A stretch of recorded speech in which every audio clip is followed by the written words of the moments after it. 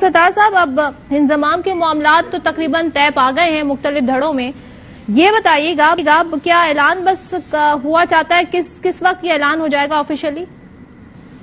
دیکھیے، یہ اسے کہتے ہیں نا کہ میرے خیال میں سونر دا بیٹر، یا مجھے لگتا ہے کہ یہ جلد ہو جائے گا نا یہ اعلان، کیونکہ کافی چیزیں طے ہیں اور تمام دھڑے اور جو فریقین ہیں وہ آمادہ ہیں، تیار ہیں.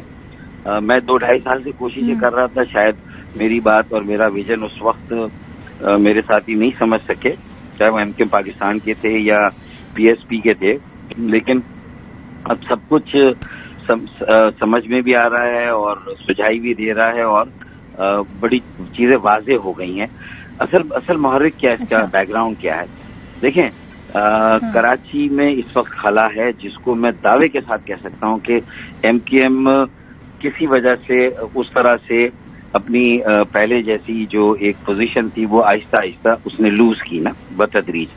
اچھا، پی ٹی آئی یا کوئی اور جماعت بھی اس خلا کو اس طرح سے، جسے تنظیم کہتے ہیں، جماعت کہتے ہیں، گراس روٹ پہ محلوں میں گلیوں میں ایک نیٹ ورک کا قیام جو ہے وہ پی ٹی آئی کے اس سے بھی نہیں ہو سکا.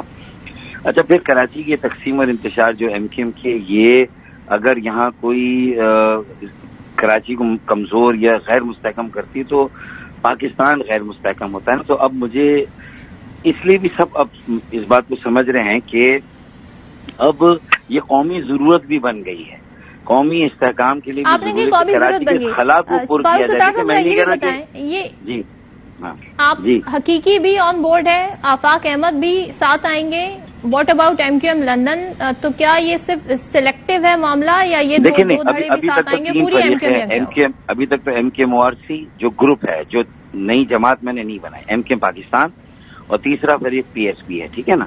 لیکن میں آفاق احمد کی آگے اس پورے یکجہتی کے اس میں قافلے میں ان کی شرکت کو بعید از امکان قرار نہیں دیتا، رول آؤٹ نہیں کرتا. انہیں بھی ہونا چاہیے اور وہ بھی ہوں گے، مجھے لگتا ہے ہونا چاہیے ان کا بھی کردار. اچھا، یہ میری ساتھ جہاں تک ہے میں تو سب کو جوڑنے کی بات کر رہا ہوں، ٹھیک ہے نا.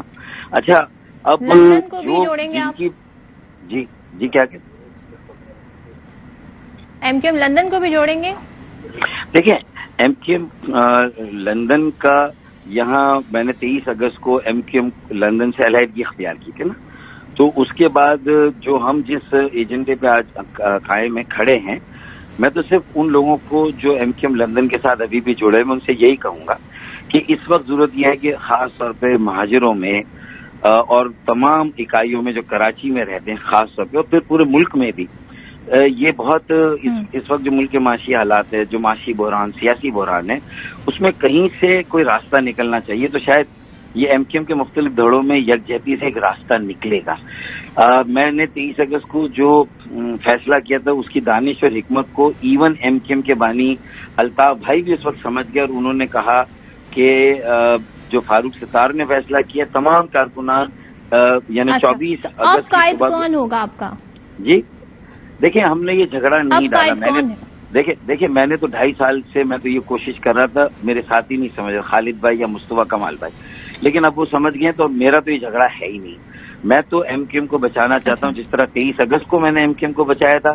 میرا اب بھی ایم کیو ایم میں اپنے ساتھیوں کے ساتھ دوبارہ جانا، ضم ہونا، وہ ایم کیو ایم کو بچانے کے لیے. اور اصل میں ایم کیو ایم کو بچا کر ایم کیو ایم کے تمام دھڑوں کو یکجا کر کے میں نہیں سمجھتا کہ ہم صرف کراچی کو مضبوط اور مستحکم کر لیں گے. اس کے تمام جو یہاں کے جو یہاں کے پانی کے نکاسی آپ کے ایک چیز کی طرف اور آتے ہیں فاروق ستار صاحب، یہ الزام پی ٹی آئی لگا رہی ہے، ایک بات میں کر دوں، پی ٹی آئی کی وجہ سے آپ کا ووٹ بینک بڑا متاثر ہوا. 2013 میں سے جو آپ کی سیٹیں تھی 14 سے وہ 7 ہو گئی 2018 میں. الزام یہ ہے کہ اس کے پیچھے کسی کا ہاتھ ہے.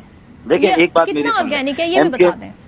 ایم کیو ایم کے سارے دھڑوں کو ملا کر یہ سارے مسائل حل نہیں ہوں گے، بلکہ میں سمجھتا ہوں کہ جو اور بھی واضح پریزنس ہے، چاہے وہ جماعت اسلامی کی ہو، ٹی ایل پی کی ہو یا پی ٹی آئی کی ہو، ان کے ساتھ بھی پھر ایک متحد منظم متحرک ایم کیو ایم کو، اور خاص طور پہ ایک پڑھے لکھے مڈل کلاس نوجوانوں کے سیاسی عمل کو قائم کرنا جو ایم کیو ایم کی اساس اور پہچان اور نظریہ ہے. اور پھر اس کو لے کر ہم باقی جماعتوں کے ساتھ بھی وسیع تر مفاہمت اور اشتراک عمل کریں، تب جا کے کہیں کراچی اپنے پیروں پہ کھڑا ہوگا، اسے اس کا قومی کردار ملے گا، تب جا کے وہ پاکستان کی جو ہے وہ معاشی مضبوطی اور استحकाम में कोई वाज़ेह किरदार अदा कर सकेगा। तो ये मेरा गोल है। बाकी आप किसी और का अगर समझते हैं कि इसमें कोई है, ये तो फिर खालिद मकबूल सिद्दीकी भाई या मुस्तफा कमाल भाई बताएंगे। मैं तो 2.5 सालों से ये बात कर रहा हूँ कि ये कर लें, और अगर आप देर आए दुरुस्त है, ये बात समझ में आ गई ये मेरे इन साथियों को, और वो सब आपस में बाहम शीर व शक्कर होके बैठने के लिए भी तैयार हैं और एक मुश्तरका हिकमत अमली वज़ा करके एक प्लेटफॉर्म पे जमा होकर आगे। सवालात बहुत हैं फारूक सत्तार साहब, अब आइंदा वाले दिनों में देखेंगे। आप ये कहते हैं जितनी जल्दी इसका ऑफिशियल ऐलान हो जाए उतना बेहतर है।